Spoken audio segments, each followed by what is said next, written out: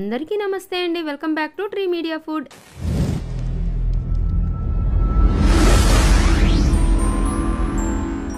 ఎలా ఉన్నారు అందరూ?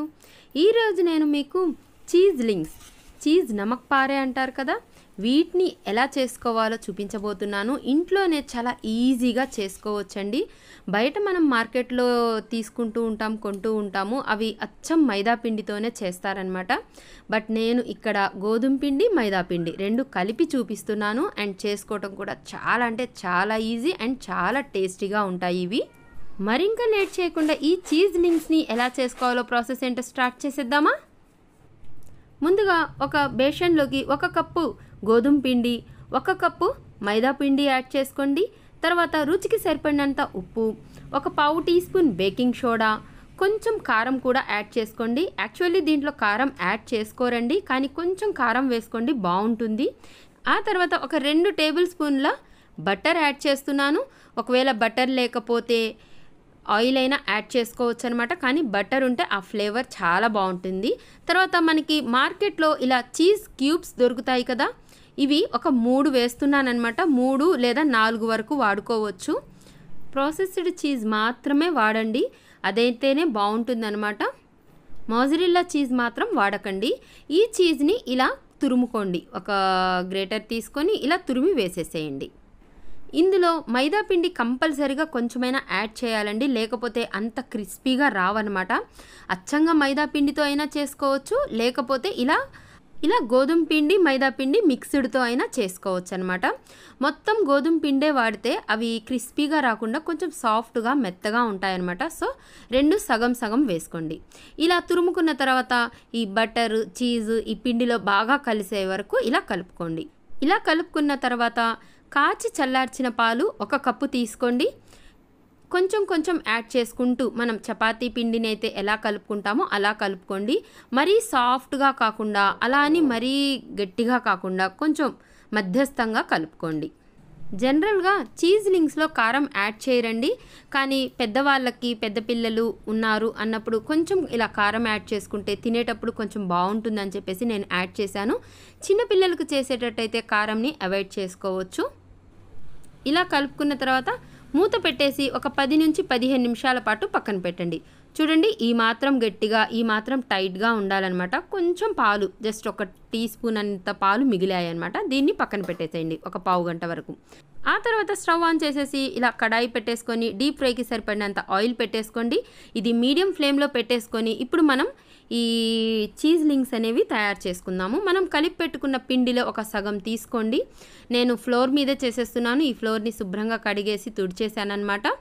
మనం చపాతీ బల్ల మీద చేస్తే పెద్ద పెద్దవి చేయలేమండి, చిన్న చిన్నవి. సో చాలా టైం తీసుకుంటుందన్నమాట.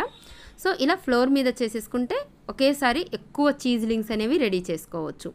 దీన్ని మనం చపాతీ సాగదీసినట్టు ఇలా పెద్దదిగా సాగదీయండి, చాలా పల్చగా చేయండి. మనం చపాతీ చేసుకునేంత మందంగా కాకుండా పల్చగా చేసేసి ఇలా పల్చగా సాగదీసుకున్న తర్వాత పిజ్జా కట్టర్ ఉంటే పిజ్జా కట్టర్తో, లేకపోతే ఇలా చాకుతో అయినా సరే వీడియోలో కనిపిస్తున్నట్లు ఇలా చుట్టూ కొంచెం కొంచెం ఎడ్జెస్ తీసేసి వీడియోలో కనిపిస్తుంది చూడండి, ఇలా కట్ చేసుకోండి. ముందు స్ట్రైట్ లైన్స్ వేయండి, తర్వాత అడ్డంగా చిన్న చిన్న ముక్కలుగా అయ్యేటట్టు కట్ చేసుకోండి. పిజ్జా కట్టర్తో అయితే చాలా ఈజీగా అయిపోతుంది. చాకుతో కూడా పర్లేదండి, చాలా ఫాస్ట్గానే అయిపోయింది నాకు. ఈవెన్గా కట్ చేసుకోండి. ఈ చీజ్ లింక్స్ చేసుకోవటం చాలా అంటే చాలా ఈజీ అండి.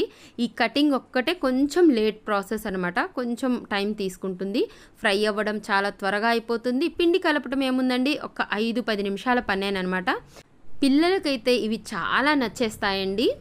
అలాగే ఈవినింగ్ టీ టైంలో కూడా ఇవి భలే ఉంటాయండి. ఒకసారి ఖచ్చితంగా ట్రై చేసి చూడండి, చాలా ఇంట్రెస్టింగ్గా కూడా అనిపిస్తుంది అనమాట.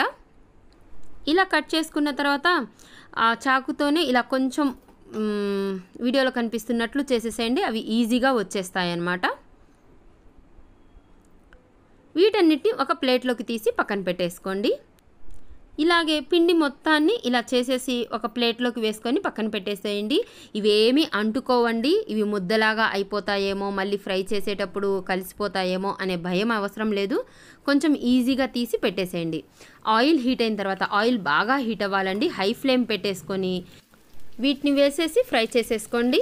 జస్ట్ ఒక 2-3 మినిట్స్లోనే ఫ్రై అయిపోతాయండి, వెంటనే గోల్డ్ కలర్కి వచ్చేస్తాయన్నమాట. ఇలా ఫ్రై అయిన తర్వాత ఇవి తీసి ఒక ప్లేట్లోకి వేసేసుకోండి. అలాగే మనం చేసి పెట్టుకున్న మిగిలినవన్నీ ఫ్రై చేసేసుకోండి. ఫ్రై అవ్వటం చాలా అంటే చాలా ఈజీగా అయిపోతుంది, చాలా ఫాస్ట్గా అయిపోతుంది. మీరు ఆ చపాతీ అనేది ఎంత పల్చగా చేసుకుంటే ఇవి అంత క్రిస్పీగా వస్తాయండి. కొంచెం మందంగా చేసుకుంటే మాత్రం మెత్తగా అవుతాయి. సో గుర్తుపెట్టుకొని పల్చగా చేసుకోండి, బాగా ఉబ్బినట్టు బాగా క్రిస్పీగా వస్తాయన్నమాట. ఒక 2 కప్పుల పిండికే బోలెడన్ని చీజ్లింగ్స్ వచ్చాయండి.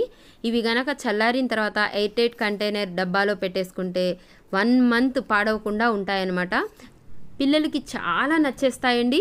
చూడండి ఎంత క్రిస్పీగా ఉన్నాయో, ఆ సౌండ్ చూశారు కదా, చేత్తో కూడా పట్టి చూపిస్తాను. చూడండి ఎంత స్మాష్ అవుతున్నాయో, ఎంత క్రిస్పీగా ఉన్నాయో, గుల్లగా ఉన్నాయో. మీరు కూడా ట్రై చేస్తారు కదా. ట్రై చేసిన తర్వాత ఎలా వచ్చాయో నాకు కింద కామెంట్ బాక్స్లో చెప్పండి. ఇలాంటి మరిన్ని వీడియోస్ కోసం మన ఛానల్ని సబ్స్క్రైబ్ చేయండి. నా వీడియో కనుక నచ్చినట్లయితే లైక్ చేయండి, మీ ఫ్రెండ్స్కి ఫ్యామిలీ మెంబర్స్ కూడా షేర్ చేయండి. థ్యాంక్ యూ అండి, థ్యాంక్ యూ సో మచ్.